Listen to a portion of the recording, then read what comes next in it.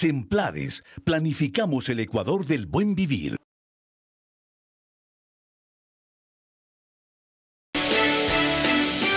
Bien, de regreso nos acompaña en el CNC Plus en la capital de la República el secretario de Semplades, Fander Falconi.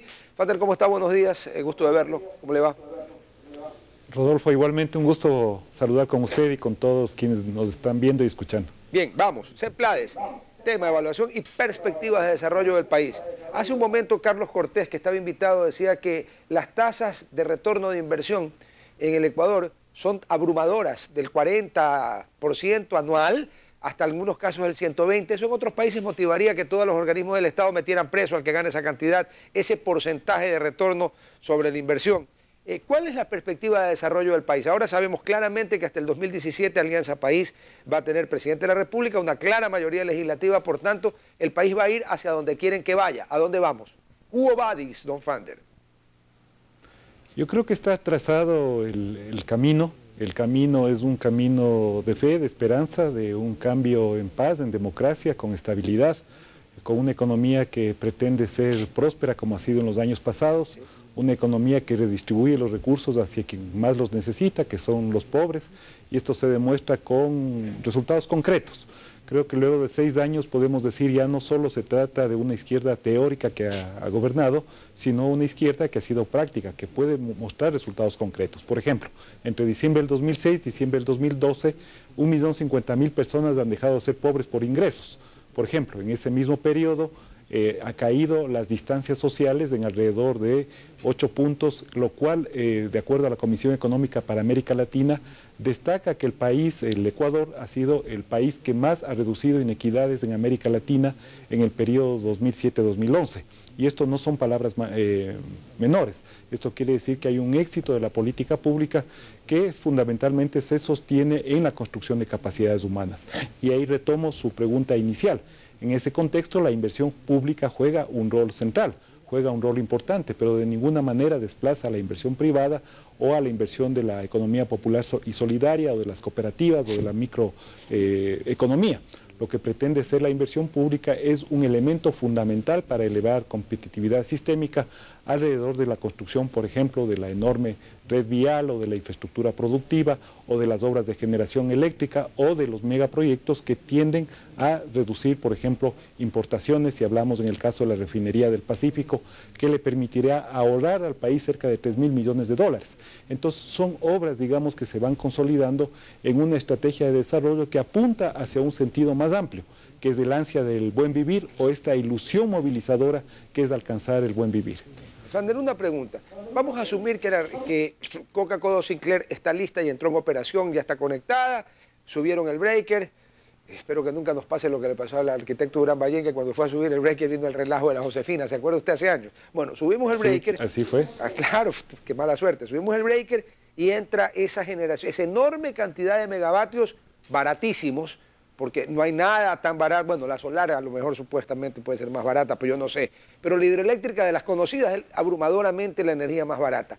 Eso va a redundar, si usted genera energía a centavo y medio, 2 centavos y medio, que es lo que dicen que cuesta generar el kilovatio con presas hidroeléctricas, con centrales en presas hidroeléctricas, eso va a repercutir directamente en una disminución, me imagino yo, brutal de la tarifa que estamos pagando ahora cuando tenemos un componente carísimo, que es el termoeléctrico en la energía que se nos da. ¿Cómo tiene pensado el gobierno eso? ¿Cuál es la idea allí?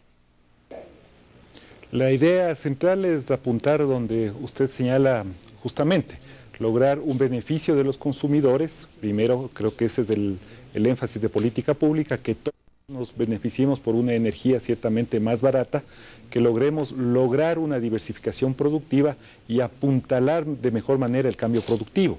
Cuando hablamos del cambio productivo nos estamos refiriendo fundamentalmente a otra forma de producir, que no sea esta dependencia histórica de pocos bienes primarios, lo cual es una realidad consabida para todos los países latinoamericanos. Es la forma, lastimosamente, como nos insertamos en los circuitos internacionales desde el siglo XIX, vendiendo productos primarios. Venezuela vende petróleo, Colombia vende minerales, Bolivia exportó en un momento estaño y vende minerales, el Ecuador exportó cacao, café, luego banano, petróleo, flores, espárragos, pero son productos que no generan valor añadido. Entonces el primer compromiso es que este cambio, esta diversificación de la matriz energética nos debe servir para generar mayor valor agregado, no exportar lo mismo que hemos exportado durante 2 siglos, mantener esa exportación porque ha sido beneficiosa en algunos circuitos comerciales y productivos, pero lograr una diferenciación en la especialización. Pero también tiene que ver en ese sentido con la posibilidad de que nosotros efectivamente logremos una energía de mejor calidad, una transición energética hacia una fuente menos contaminante y más limpia. Fíjese, Rodolfo, que en este momento estamos generando inversiones por más de 5.000 millones de dólares en los proyectos de generación eléctrica. Esto va a implicar que en el año 2016, es el punto de quiebre, el Ecuador puede convertirse en un país exportador neto de energía y ya no dependemos efectivamente de las importaciones de países vecinos, que es lo que ocurrió fundamentalmente durante gobiernos anteriores, y usted señalaba los elementos de apagones que hay prohibido olvidar. Hay que recordar a la ciudadanía que antes del 2007 teníamos apagones en las distintas ciudades del país, y creo que eso nos va a permitir lograr no solo una diversificación, un cambio de especialización, sino un beneficio directo a los consumidores. Ya. Indudablemente en el tema del cambio de la matriz energética con la entrada en funcionamiento de las grandes hidroeléctricas, sí, vamos a convertirnos en exportadores de energía. Vamos al otro tema. Si alguien alguna vez nos explicara por qué no se hizo el proyecto Atahualpa, ese proyecto petroquímico gigantesco que había previsto el difunto Jaime Roldós en lo que ahora es la provincia de Santa Elena, en 30 años yo no sé cuántos miles de millones de dólares se hubiera ahorrado el Ecuador, pero debe de ser una brutalidad. Pero no se lo hizo. Algún día habrá que pedirles cuentas a los que sucedieron a Roldós por qué no lo hicieron. El proyecto de la refinería del Aromo ya lleva, ¿cuántos años lleva en que seguimos en los estudios y en el movimiento de tierras? Cuesta 12.000 millones, que no es pelo de rana. Le pregunto, ¿está ya seguro el financiamiento? ¿Está listo para arrancar? ¿En qué etapa estamos realmente? ¿Cuándo estaría, si todo funciona bien, cuándo estaría trabajando para el país la refinería en Manabí? Bueno, es importante señalar que el proyecto no se ha detenido. El proyecto tuvo sus estudios iniciales, su fase de visualización, está en la etapa de movimiento de tierras y por otro lado en la estructuración financiera del mismo. El ministro coordinador de los sectores estratégicos ha anunciado que en este año se podría consolidar efectivamente toda la estructuración financiera del proyecto, que ya se la viene trabajando en fuentes de diversificación, no solo con China, sino con Corea y otro tipo de inversionistas. Con Qatar también. Es un proyecto estratégico, sí, estuvo recientemente aquí el emir de Qatar, con el cual se habló también de este proyecto, que es fundamental para el desarrollo económico del país. Usted señaló un elemento sustantivo, que es la posibilidad de lograr una transformación, de no solo vender petróleo, sino vender derivados de petróleo, tomando en cuenta que el país los importa y además que es una energía costosa que le cuesta al país. Solo para tener una idea de lo que implicaría este proyecto le significaría al fisco un ahorro cercano a los 3.000 millones de dólares anuales que se dejarían de consignar debido a la reducción de las importaciones de combustibles. Con esos 3.000 millones de dólares anuales, usted fácilmente puede pensar o imaginarse lo que se puede hacer en términos de construcción de infraestructura productiva o destinarlos a la construcción de capacidades humanas a través de la educación o la salud.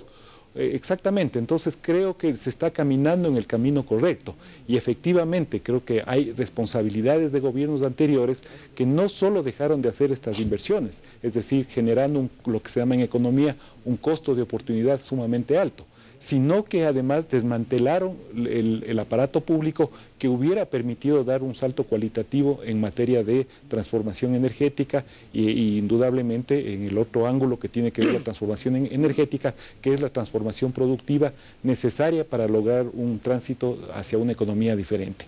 Y cuando hablo de una economía diferente, y a propósito de su primera pregunta, la idea fundamental es transitar hacia una economía del conocimiento. Es decir, hacer los cambios sustantivos para que el país pueda dejar de depender de productos que son agotables en el tiempo, finitos por definición, petróleo, minerales, porque cada unidad de uso implica inexorablemente su agotamiento, hacia una economía de las ideas, de la creatividad y del conocimiento. Y eso se lo logra fundamentalmente invirtiendo en educación, ciencia y tecnología, y logrando una diversificación de la especialización. Entonces, cuando decimos hacia allá vamos, ese es el tipo de sociedad que quisiéramos construir. Una sociedad evidentemente más igualitaria, donde se generan canales de redistribución porque hay actividades productivas en marcha, y también que vamos hacia una economía que no solo vende aspectos relacionados con los bienes primarios, con nuestra especialización y esta especie de ruta de condena en los últimos 200 años, sino que logramos una diversificación diferente. Fander, le agradezco muchísimo por su amabilidad de habernos acompañado, que tenga un excelente fin de semana. Semplades, planificamos el Ecuador del buen vivir.